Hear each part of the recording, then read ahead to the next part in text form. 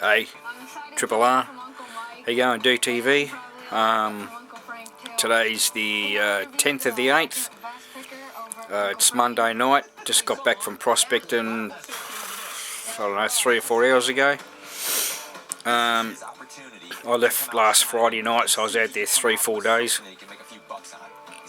I've found bugger all actually, so I didn't even bother showing you what I had.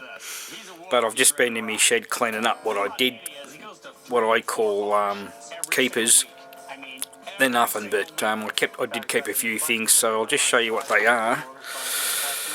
Just bear with me, I'll spin the camera around. Just got to turn the screen around so I can see what I'm doing. Alright. So, this is what I got.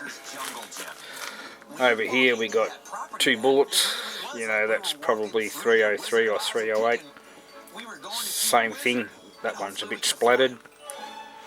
That's very heavy, don't know what it is, probably a chunk of lead. Yeah, one of those big old square nails. Plastic rounds that the army used to use when they were in training. Copper shit, couple of buttons. That's a button, don't know what that is.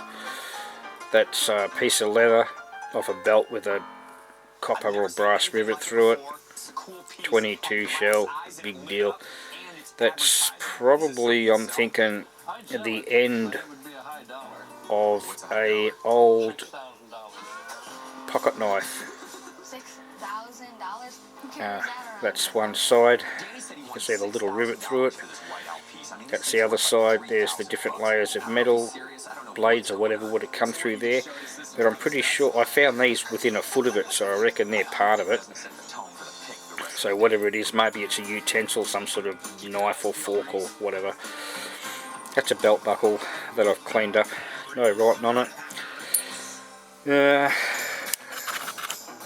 And there was these pieces of copper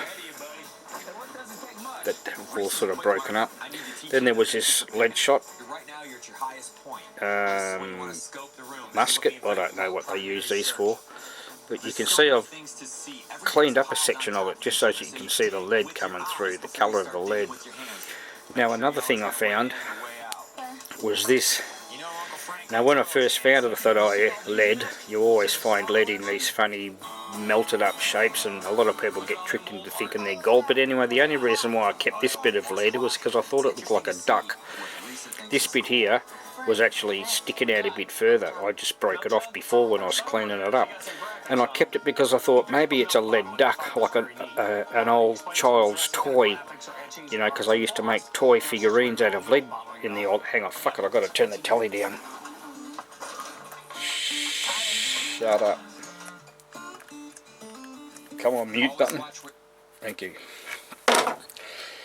Yeah, so I have got a lead horse that I found in the same area, you know, probably about a K away.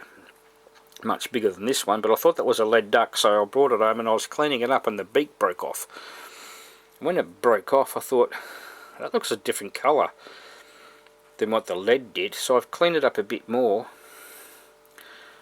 And I just gave a little bit of a rub on the top of the head. Now there might be a bit too much light, maybe if I take that light away. Can you see? To me that looks like a goldy colour. Look at that. Whoops, fuck, nearly dropped it. I've got I've got a big floodlight hanging overhead so that when I'm working with me stuff that I can see better. And that's probably creating too much light. So I don't know whether you're going to see the difference here or not. There's lead, there's the other thing. Ah, fuck. If I hold them together like that, take the light away. That ducky looking thing, you know, I'm not 100% sure, but I'm actually hoping I've got a little nugget here. When I say little, it's not giant, but that's not a bad size. So if it does turn out to be gold, don't worry about the light flickering, that's just me bloody... I'll just stop it. That's me light swinging around on a lead. Fuck, I hope that's gold. It's I've had a couple of beers and it's, I don't know, getting on a bit. It's probably 9:30, 10 o'clock at night. So I thought I'd show you that. That's the proceeds of my weekend's prospecting. On another note, just quickly, this is for you, mad scientist. I told you about the corvettes that I was doing up. This is where I do them, in my shed. So I've resprayed the front and rear bumper bar assemblies, wheels, painted the bonnet grey because this model was really broken up. I built this when I was a kid and I gave it to my son. There's two of them. Oh, there it is. Now, I might as well zoom up on it rather than pick it up. There's the interior. The steering wheel was probably in about 5 different pieces. Might pick it up and bring it over. The steering wheel, and as you can see, there's still a piece of steering wheel missing along the bottom. I was just fucked. So I've managed to piece it all together. The engine, I found all the bits. There's a rocker cover missing. I can't find that. I've painted all that up. So I've got all that put back together. All the dash come up pretty good. As you can see, there's broken bits and pieces on the seats. I had to glue the seats back together. Everything's in pieces. The seats are in pieces. There's bits of plastic I can't even find.